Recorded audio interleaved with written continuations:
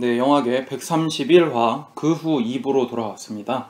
2부에선 시놉시스와 함께 영화에 대한 이야기를 나눠보도록 하겠습니다. 유부남인 봉환은 출판사에서 일하던 여자 창숙과 사귀다가 헤어졌습니다. 하지만 그녀를 잊지 못하고 괴로워하죠. 봉환의 아내는 불륜을 암시하는 연애 편지를 발견하고 사무실로 달려갑니다. 그리고 그날 처음 출근한 아름을 봉환의 여자로 오해하게 됩니다. 그날 이후 아름은 회사를 그만둡니다.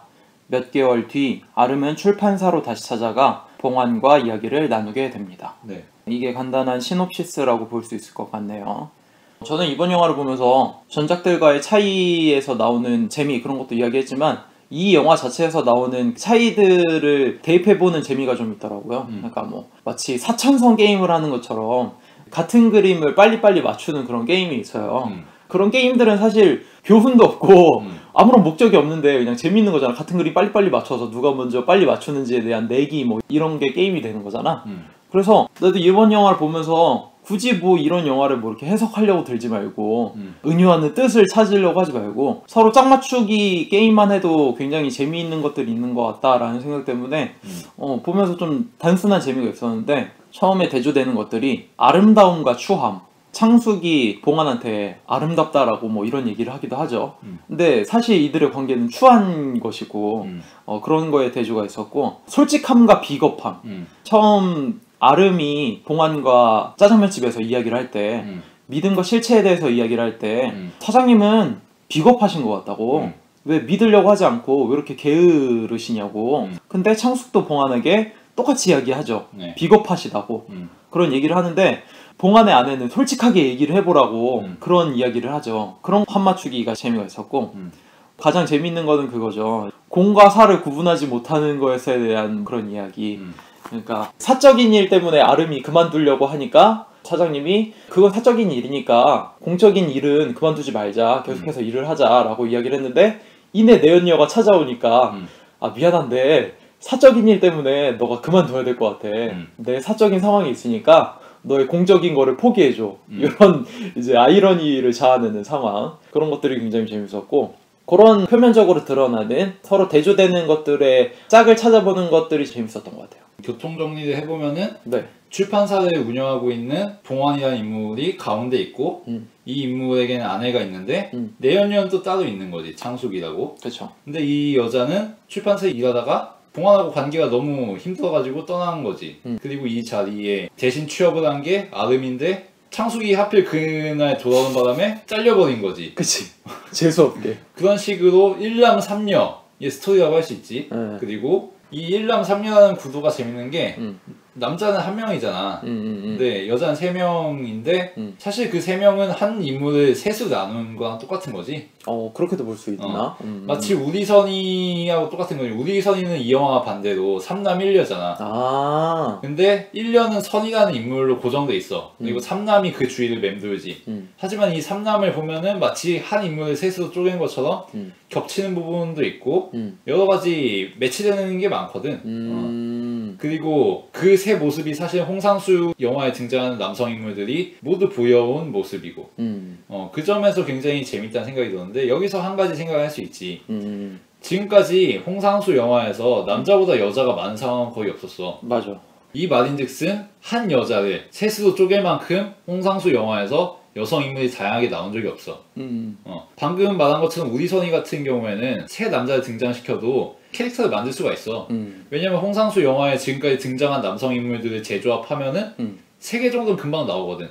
근데 홍상수 영화의 여성 인물들은 몇 명 없단 말이야. 그치. 작품당 1명, 2명 정도지. 그러니까 그 후라는 한 영화에서 3명의 인물을 등장시키는 건 굉장히 모험이란 말이야. 그리고 지금까지 시도 안 했던 부분이고 내가 그려온 여성들의 측면들 한 인물에 담길 수 있는 특성을 셋으로 쪼개보겠다. 그리고 이 인물들끼리 서로 복제되고 매치를 이루고 닮고 대깔꼬마니처럼 대칭되는 거를 보여주겠다라는 의도가 담겨 있지 않나 그런 생각을 했어. 우리선이 같은 경우에는 여자와 남자 계속 1대1 관계를 꾸리다가 마지막에 가서는 여자 혼자 쏙 빠져버리고 남자 셋만 남잖아. 그치. 서사들이 부딪히는 경우가 생길 때는 정말 복잡한 일이 생기니까 근데 이 영화는 반대로 서사가 충돌되면서 서로 실체와 믿음이 달라지는 그런 이야기가 굉장히 흥미로워가지고 우리 선의에서 더 진일보된 서사의 충돌들을 가져온 것 같아서 확실히 대조가 되는 것 같네. 그리고 마지막 가서는 그 세 명의 여자가 한 명으로 결국 집약시키는 거지. 남자 여자 한 명씩만 남기잖아. 네. 그 점이 재밌는 부분이라고 생각했고 일부에서도 얘기했지만 홍상수의 영화는 항상 시간을 다룬다는 생각을 해. 그리고 현재를 다루고 그러니까 학문을 공부하거나 아니면 무언가를 진지하게 탐구하거나 예술을 하거나 하면은 제일 먼저 느끼는 목표가 절대적인 거 하나를 만들겠다는 거거든. 그리고 완벽한 거 하나를 추구하겠다. 내가 느끼고 경험하고 생각하고 받아들이는 이 세계 이거를 완성시켜 보겠다. 이 욕망이 제일 큰 거거든. 마치 한 줄 평을 남겨보겠다 이 세상에 대해서. 이런 게 사실 예술을 만들고자 하는 욕망인 거잖아. 그치. 근데 그렇게 돼버리면은 무수히 많은 다양한 측면들을 놓칠 수밖에 없지. 한 문장으로 추리려고 하다 보니까 그치. 하나의 이미지로 집약시키고 하나의 결론만 내려고 하다 보니까 그래서 홍상수가 택하는 방식은 뭐냐면 항상 현재에 집중하는 거지. 계속 그러니까 즉흥적으로 촬영하고 영화와 영화 사이에 닮아있는 부분들이 존재하고 영화 내에서도 두 부분으로 잘리고 세 부분으로 잘리고 파트별로 복사 붙여넣기가 되고 그런 걸 그려내잖아. 이 영화에서도 그런 것 같아. 순간을 포착하겠다는 절대적인 무언가 정답을 하나로 내는 게 아니라 무수히 많은 시간 속에서 변화하는 양상 자체를 그려내겠다는 그 목표가 느껴지는 것 같아. 그래서 홍상수가 당신 자신과 당신의 것에서 쌍둥이 얘기를 한 거겠지. 영화와 현실이라는 것 자체가 마치 쌍둥이 같은 거잖아. 똑같이 생긴 것 같지만 조금씩 달라지는, 복사 붙여넣기 된 것 같지만 조금씩 열화하고 그런 거잖아. 쌍둥이라는 것 자체가. 완벽한 일란성 쌍둥이라고 해도 조금씩 개성이 다르지. 그런 게 홍상수 영화라고 생각해. 그리고 홍상수 영화가 포착하고 있는 인물들이고 감정들이고 그런 것 같아. 네, 확실히 많은 영화들에서 그런 시도를 하기 때문에 이번 영화도 비슷한 점이 확실히 많은 것 같아요.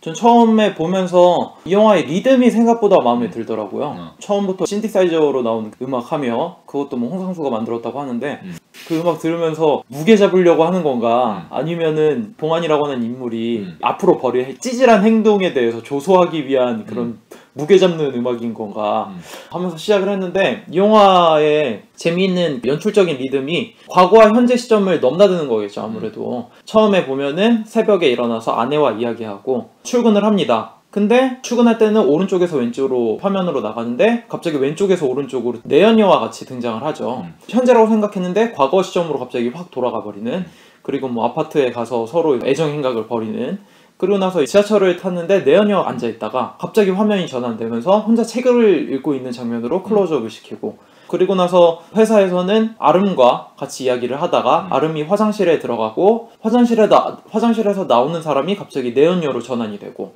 중국집에서도 아름과 실체와 믿음에 대해서 이야기를 나누다가 담배를 피고 들어오는 사이에 식당에 있는 인물이 내연녀로 갑자기 바뀌게 되고, 이런 초반에 과거와 현재와 과거에 이 인물이 어떠한 상황 속에서 지내고 있는 것인지에 대한 그 연출의 느낌이 리듬이 굉장히 마음에 들더라고요. 그리고 봉환의 아내가 등장한 순간부터는 거의 영화가 2부라고 느껴질 수 있을 정도로 과거에 대해서는 이제 끝났고 계속해서 현실 속에서 그 서사들이 부딪히는, 그러니까 인물들이 서로 부딪히는 구조를 가져오잖아요. 그 리듬도 굉장히 재밌다는 생각이 들었고 그 모든 리듬이 다 끝난 이후에 봉환과 아름이 서로 1대1로 그 후의 일을 이야기하는 장면에 있어선 구분짓지 않았지만, 부제를 붙이지 않았지만, 단락을 나누지 않았음에도 불구하고 굉장히 보기에 나쁘지 않은 편안한 리듬으로 느껴져서 그냥 그 자체의 감상이 좋았다라는 생각이 좀 들더라고요. 그리고 이 영화가 시간대가 분할되면서 과거와 현재와 미래를 오가면서 이야기가 되잖아. 근데 인과관계가 맞지 않아. 마치 다른 세계에서 찍힌 것처럼, 다른 지구에서 찍힌 것처럼 느껴진단 말이야. 그럴 수 있어. 맞아. 그러니까 지막 끝을 보면은 똑같은 얘기를 두 개 만들어놨잖아. 결과는 좀 다르고. 마치 그것처럼 이 영화도 각 파트마다 여러 개의 버전이 있는 거지. 그리고 그 중에 하나씩만 뽑은 거야. 그러니까 말이 안 맞는 부분이 생기는 거지. 그래, 말이 안 맞는 부분 중에 하나가 봉환과 아름과 창숙 3명이 출판사에 모여서 미안한데 이제 너가 그만둬야 되겠다. 내가 사랑하던 여자가 와서 일하기로 했으니까 돌아가줘야겠다. 그러니까 아름이 엄청나게 화를 내고 그럼 나 책이나 챙겨서 갈게요 라고 얘기를 했는데 그 다음 장면이 책을 챙기는 장면이 아니라 아름이 일을 하는 장면이 나와. 그리고 봉환이 일 잘하고 있냐, 너 여기 뒤에 책 많이 남으니까 이거 가져가도 돼 라고 이야기를 한 다음에 그제서야 택시를 타는 장면이 나와서 나는 그게 과거 얘기인가 아니면 또 다른 세계의 이야기인가 궁금했는데 지금 이야기를 들으니까 의문이 풀리네. 그 얘기지. 그러니까 그 장면은 사실 술집에서 그렇게 싸우고 온 사람들이라고는 도저히 생각할 수가 없잖아.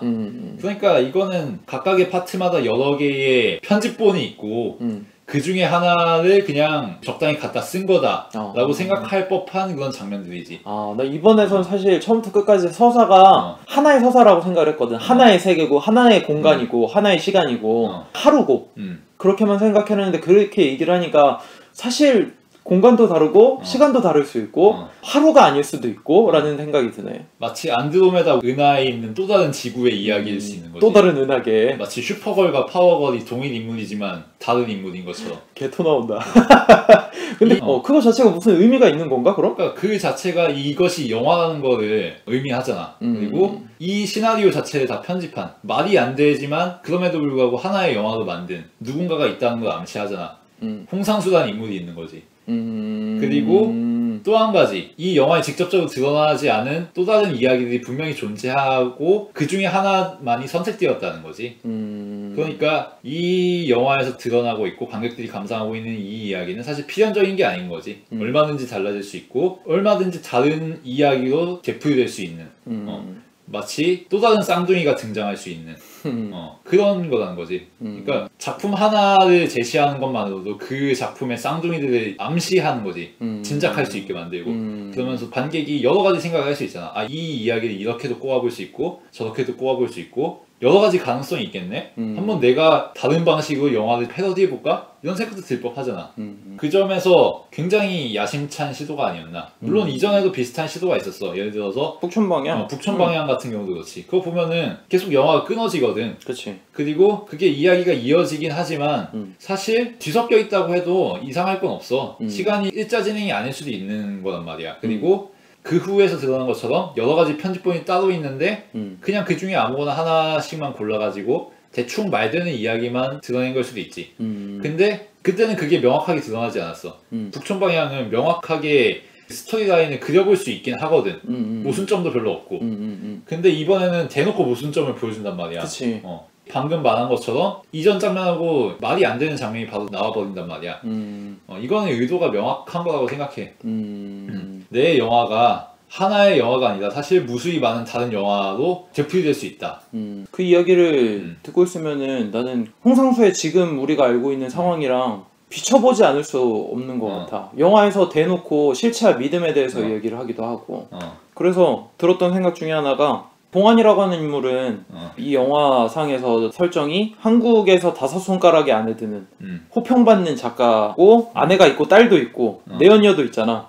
그런 상황 가운데서는 이 홍상수를 떠올리지 않을 수 없단 말이지. 봉환이라고 하는 역할에 대해서 실제로도 아름과 대화를 나눌 때 보면은 믿음과 실체에 대해서 이야기를 하면서 너네들이 믿고 싶어서 믿는 거지 그게 실체가 다를 수도 있다. 그리고 실체라는 것은 어느 정도 느껴질 수 있지만 그건 뭐 알 수 없는 거다. 뭐 그런 식의 이제 뭉뚱그리는 말도 하고 비겁하다는 소리를 듣기도 하고 그러면서 나오는 가장 하이라이트가 되는 에피소드라고 하면은 결국 공과 사에 대한 이야기인데 사실 이거는 되게 도발적인 요소로 보일 수밖에 없다는 거지. 대놓고 자신의 부인이라고 보이는 사람이 내연녀를 단죄하기 위해서 찾아와서 뺨을 때려버리고 관객들은 묻지 않을 수 없고 권혜호가 누구를 응원하지 홍상수는 누구를 응원했을 것이고 그런 현실의 상황에서 우리가 믿는 것과 실체가 다른지 같은지는 모르겠지만 그런 것을 영화의 요소로 끌고 왔다는 거지. 그리고 한 발 더 나아가서 공과 사를 구분하자고 이야기했던 감독이 바로 번복해버리는 그런 비겁한 모습을 보여주는 장면이 참 도발적이라는 생각이 들고 거기서 한 발 더 나가서 아름이라고 하는 인물을 실체와는 다른 인물로 바꿔버리잖아. 자신의 부인한텐 사실 저 여자가 내연녀니 다 끝난 관계다 라고 거짓말을 하자고. 그치. 거기서 그만두지 않고 아름과 권혜호가 그 후 몇 개월 후에 다시 대면한다는 장면에서 이 영화의 의미를 찾을 수 있는 것 같아. 그러니까 예술이라는 생각이 드는 게 공과 사라는 것부터가 굉장히 재미있는 부분이지. 그러니까 공은 보편적인 거잖아. 그치. 사는 구체적인 거고 무수히 많은 개인들, 구체적인 것들을 하나로 모은 게 공적인 거고 이게 바로 절대적인 거지.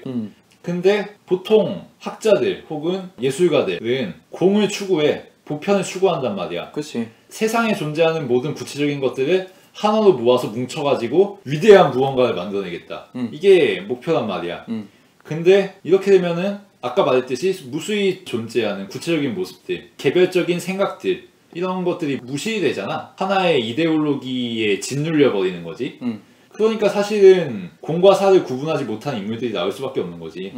모두가 공을 추구하자고 해. 객관적인 걸 추구하고 보편적인 걸 추구하고 우리 주관적인 걸 배격하고 네 감정에만 휘둘리지 말고 냉정한 자세로 교양인으로서 표준적인 마인드로 예술을 만들어보자 라고 하지. 하지만 예술을 만드는 것 자체가 구체적인 것을 존중하고 세상에 존재하는 무수히 많은 동작들과 행동들과 관념들을 하나하나 표현해내는 거잖아.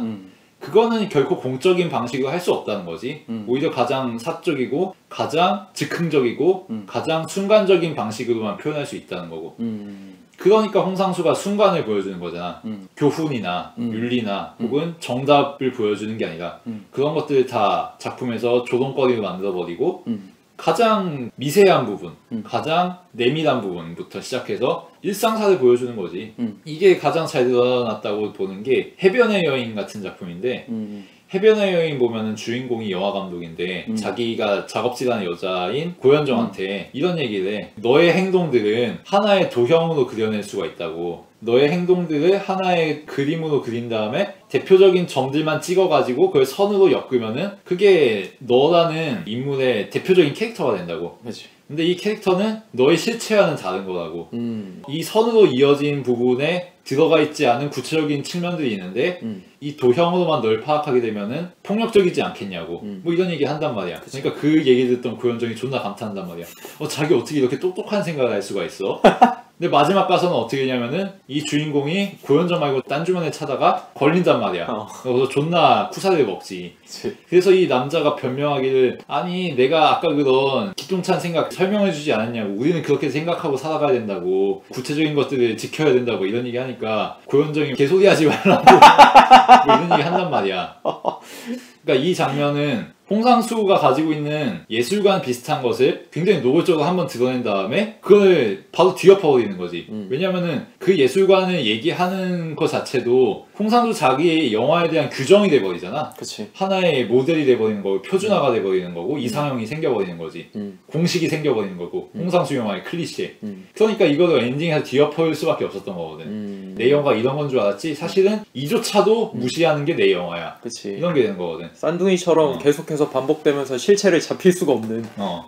오히려 그 잡히지 않는 그 모습들 자체가 실체에 가까운 거고 마치 그것처럼 이 영화에서도 그런 식으로 공과 사라는 얘기 그리고 이어지는 것 같지만 이어지지 않는 얘기들 그리고 이 영화에 드러나지 않은 무수히 많은 평행세계에 있는 다른 영화들 그리고 그 사이에 숨겨진 홍상수의 진짜 현실들 이것들까지 다 암시하면서 정말 무수히 많은 쌍둥이를 그려낸다는 거지 영화 하나로. 그 점에서 굉장히 재미있는 영화가 아닌가 정말 예술적인 영화가 아닌가. 예술에 대해 평가할 때 이런 얘기 하잖아요. 현실하고 분리해서 생각하자. 예술은 예술 그 자체로 평가하자. 근데 그게 맞긴 맞아. 근데 문제는 현실에 의해서 예술이 조직된 건 맞거든. 그리고 그치. 현실을 암시하기도 하고. 그러면은 이 예술 작품 홍상수의 이 영화 작품을 현실의 반영물 혹은 현실을 그냥 극으로 만든 것일 뿐이라고 생각해야 하느냐? 그건 아니라는 거지. 오히려 현실의 복사본, 현실의 쌍둥이본, 현실과는 조금 다르지만 현실을 암시하기도 하고 그 사이에서 진실 게임을 벌이는 그러면서도 또 다른 영화들을 암시하는 홍상수의 다른 영화들과도 대구를 이루고 파트너가 되는 그런 영화로 이 영화가 예술이 될 수 있다는 거지. 그 자체로서 가치를 가지는 리얼이 되는 거고. 많은 부분에서 확실히 공감을 하는 것 같고 그런 잡히지 않으려고 하는 실체 그러니까 우리가 규정하는 무언가의 실체 그것을 믿는 것에 대해서 이번 영화도 그렇고 항상 전에도 그렇지만 그것에 대해서 잡히지 않으려고 하고 우리가 실체라고 믿는 거 우리가 이것은 진리고 공이라고 믿는 것이 사실은 사로 바뀔 수 있고 번복되는 것에 대해서 항상 얘기를 했기 때문에 이번 영화도 많은 생각이 들었는데 보면서 전에 봤던 퍼니게임이 떠오르기도 했어. 그치. 퍼니게임 같은 경우에 우리가 당연하게 생각하는 그 장르물에 있어서의 폭력이 우리들의 생각을 뒤엎어 주잖아. 팩폭시켜주지. 근데 사실 재미있는 거는 이런 폭력은 사실 너네들이 직접 1대1로 대면했을 때 너무나도 견딜 수 없는 것이야 라고 이야기하는 반면 기타노 타케시 같은 영화를 보면은 또 폭력은 그 자체로 너무나도 순수하고 어린아이와 같은 아름다움을 표현하기도 하지. 그러니까 그런 무언가의 대상을 가지고 아까 스미스가 얘기한 것처럼 한 줄 평으로 짤막하게 축소시키기는 너무나도 어렵고 너무나도 복잡한 것들이 껴있기 때문에 그것을 와닿기는 어렵다는 생각이 들었고, 이번 영화를 보면서 들었던 생각 중에 하나는 시계태엽 오렌지가 좀 생각이 나더라고. 그러니까 이번 작품 보면은 공과 사는 구분해서 너 일을 계속 해야 된다 라고 했더니 이내 그걸 또 번복을 시킨단 말이지, 억울하게. 근데 시계태엽 오렌지 영화를 보면은 처음에는 너무나도 끔찍한 죄를 지어서 죄수가 되지만 그것을 교화시키기 위해서 악을 악으로 대응하는 식의 방법을 취하잖아. 그러니까 범죄를 일으키려는 마음을 먹으면은 생리적인 거부 반응을 일으키게 하는 그런 교정 조치를 취해버리는 거지. 인간 개조를 해버리고.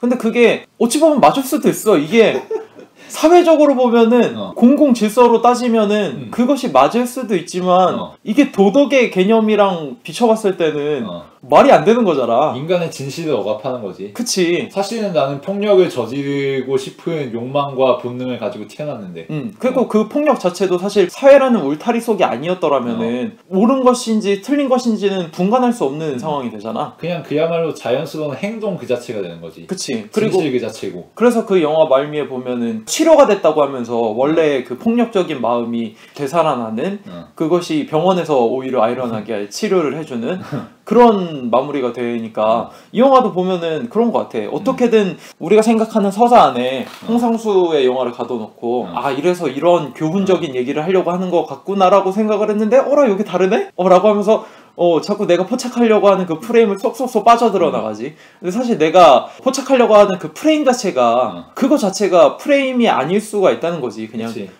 그 단어 자체도 잘못된 걸 수도 있다는 이야기가 돼버리는 거지. 그러니까 마치 도덕으로 시계태엽 오렌지의 주인공인 알렉스 드라시를 억압하는 것처럼 관객들은 홍상수 영화에 대한 편견, 이미지, 선입견을 가지고 홍상수 영화를 억압할 수 있다는 거지. 그러니까 거기에서 몽환이 속 터져서 우는 장면을 보노라면 이런 서사들을 제대로 내가 말을 설명이나 할 수 있을까? 이런 얘기도 만들 수 있구나라는 생각 때문에 거장은 도구 탓을 하지 않는다는 느낌이 많이 느껴지는 것 같아. 그러니까 시계태엽 오렌지로 보면은 되게 막 거대하고 엄청나게 피를 보여주면서 사람들한테 충격을 주면서 아 이래서 이런 요소를 썼구나라고 이야기할 수 있을 그런 충격적인 요소들을 배치하면서 그 영화를 이해를 했는데 이 영화는 그렇진 않잖아. 그렇게까지 충격적이진 않잖아.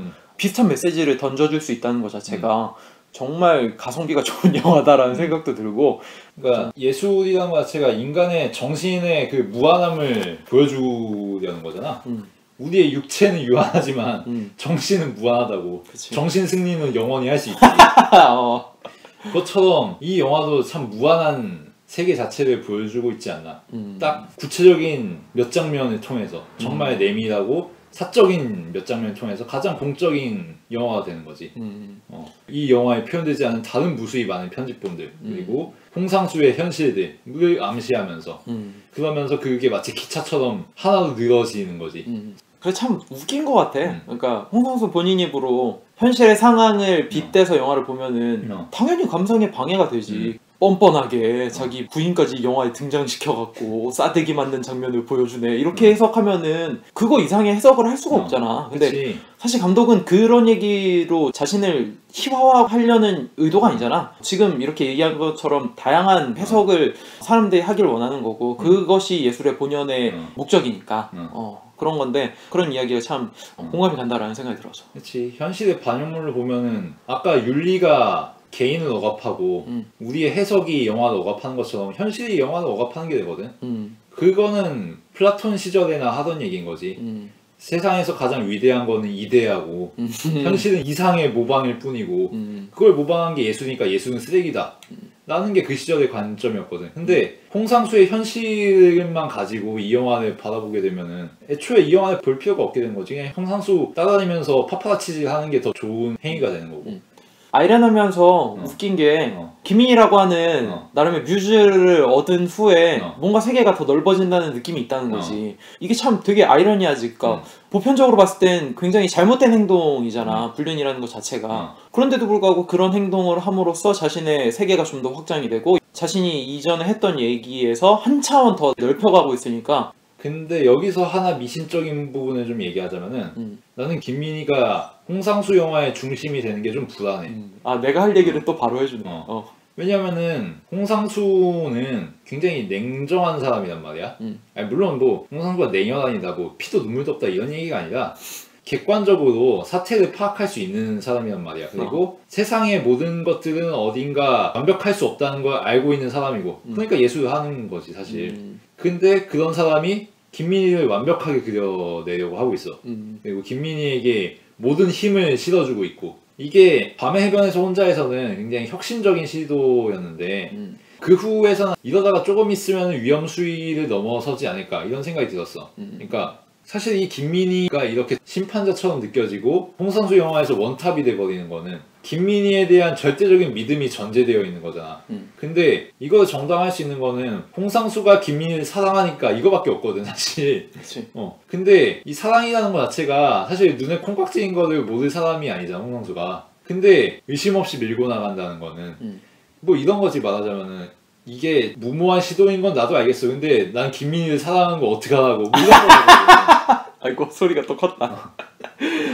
마치 학교 운동장에서 뭐 선이야 사랑해 뭐 이런 거 외치는 중고딩 같은 거지. 널 위해 이 영화 찍었어.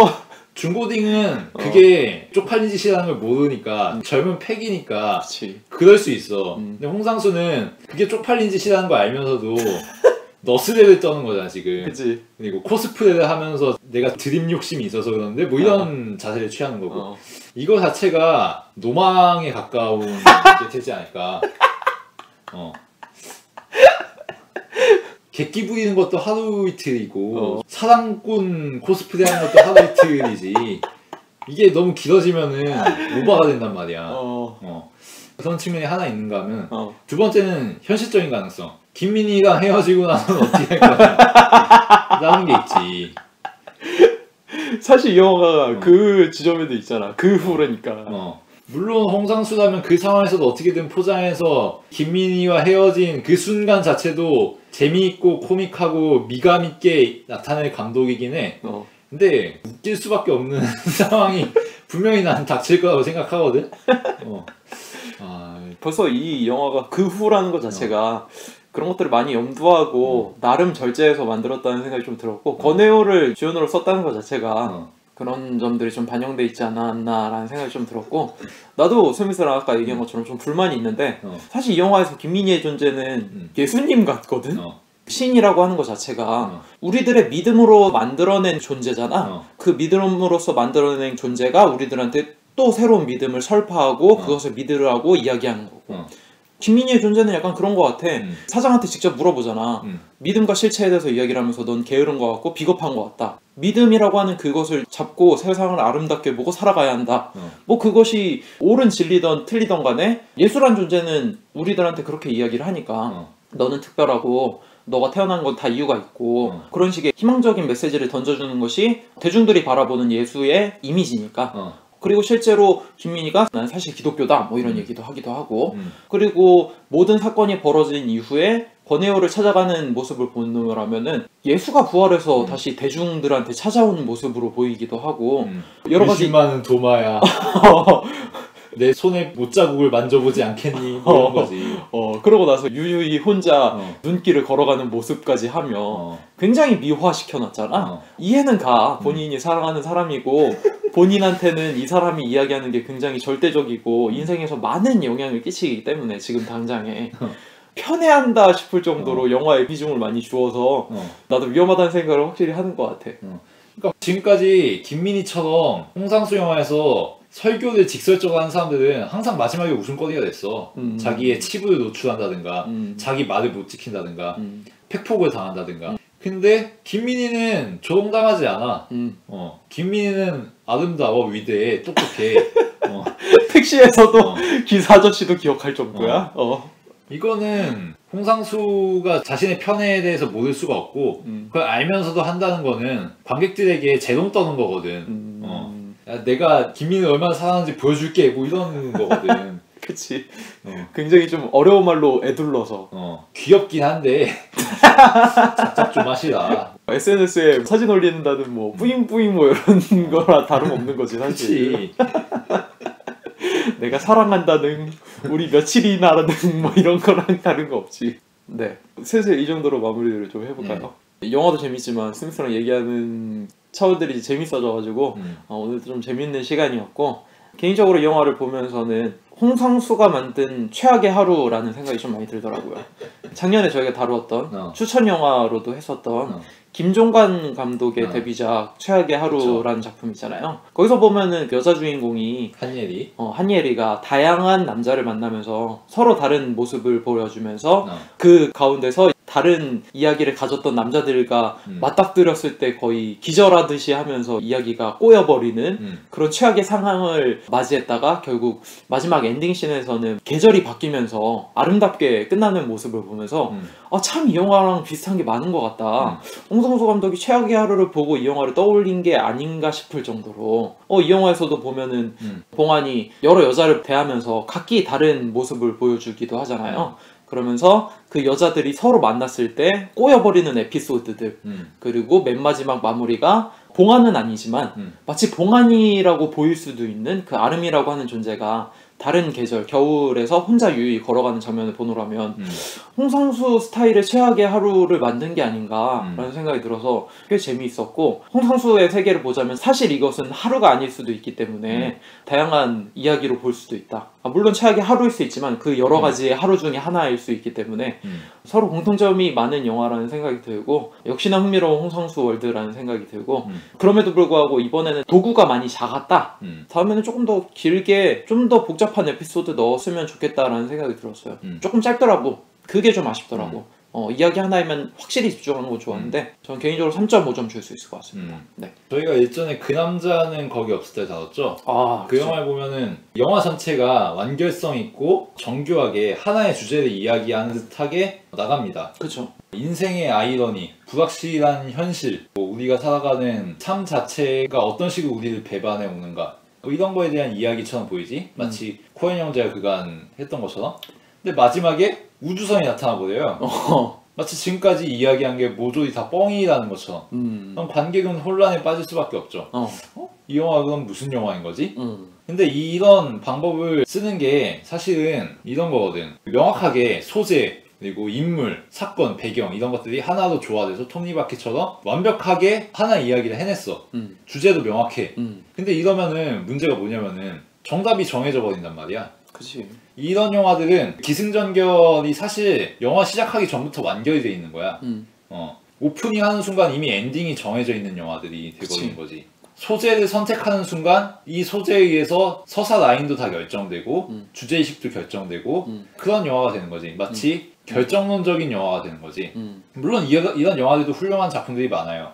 하지만 그 이상의 무언가를 추구하고 싶은 사람들은 여기서 파격을 한번 주는 거지. 사실은 우리가 지금까지 얘기했던 거는 하나의 거대한 농담에 불과하고 이 영화는 하나로 결정되는 게 아니다. 그럼으로써 이 영화는 굉장히 자유로워지는 거고 고정된 의미를 갖지 않는 거다 라는 의도를 표현하고 싶어서 그런 식으로 이야기를 뒤엎어버리는 거지. 혹은 이야기를 반으로 잘라버리고 그 각각 다른 이야기를 한다든가. 토니 헤드만 같은 게 비슷한 거지. 마지막에 가서 아버지와 딸의 훈훈한 마무리인 줄 알았는데 알고 보니까 딸은 틀니를 빼버려. 그런 식으로 이야기 전체를 뒤엎어버리면서 서사의 진행에만 영화가 갇히지 않고 그 순간순간 구체적인 측면들이 돋보이게 되는 그런 영화들을 현대 트렌드라고 생각하는데 홍상수가 한국에서는 그 탑을 달리고 있다고 생각하고 그 후 역시도 그런 영화라고 생각해. 그러니까 우리가 앞서 말했던 것처럼 영화가 하나로 이어지지 않는 거지. 하나로 이어지는 순간 서사가 결정돼 버리니까. 오히려 무수히 많은 가능성이 스크린에 사용되지 않은 채 존재하고 있다는 홍상수의 편집실에 존재하고 있다는 것을 암시하는 듯이 그 점에서 굉장히 재미있는 영화라는 생각이 드는데 약점은 역시나 김민희 컨트롤.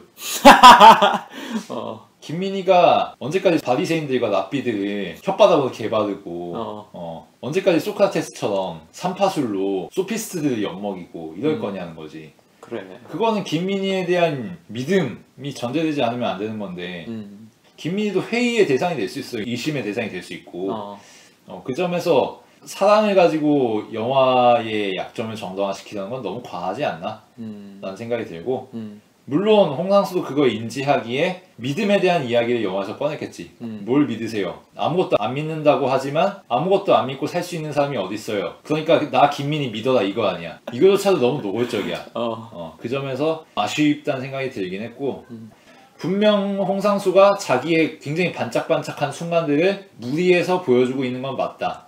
그 점에서 가치는 인정하지만 다음에도 이러면 그야말로 홍상수를 의심할 수밖에 없지 않을까. 그래서 점수는 3.5점 주고 싶고요. 네. 홍상수를 보지 말고 홍상수의 영화를 봐라. 홍상수를 더 정확하게 볼 수 있다. 라는 얘기를 하고 싶습니다. 네, 굉장히 뼈있는 얘기네요. 현실에서 예술을 찾지 말고 예술에서 현실을 찾으라는 뭐 그런 생각이 드네요. 네. 저는 좀 궁금한 게 그동안 많은 역할들이 있었는데 김희가 앞으로 어떤 역할로 쓰일지는 잘 모르겠지만 그냥 개인적인 바람으론 당신 자신과 당신의 것에서 이유정 같은 남자들 녹록하는 영화 한번 나왔으면 좋겠다라는 생각이 드는데 잘할 것 같다는 생각이 드는데 과연 그렇게 쓸까라는 생각도 들고 홍상수가 자신이 최애하는 캐릭터를 그렇게 쓰지는 않겠지. 어쨌든 앞으로의 행보가 항상 궁금합니다. 네, 오늘 저희가 다룬 영화 그 후였고 다음 주에는 스미스 군이 선정한 영화로 찾아뵙도록 하겠습니다. 네. 네, 오늘도 들어주셔서 감사합니다.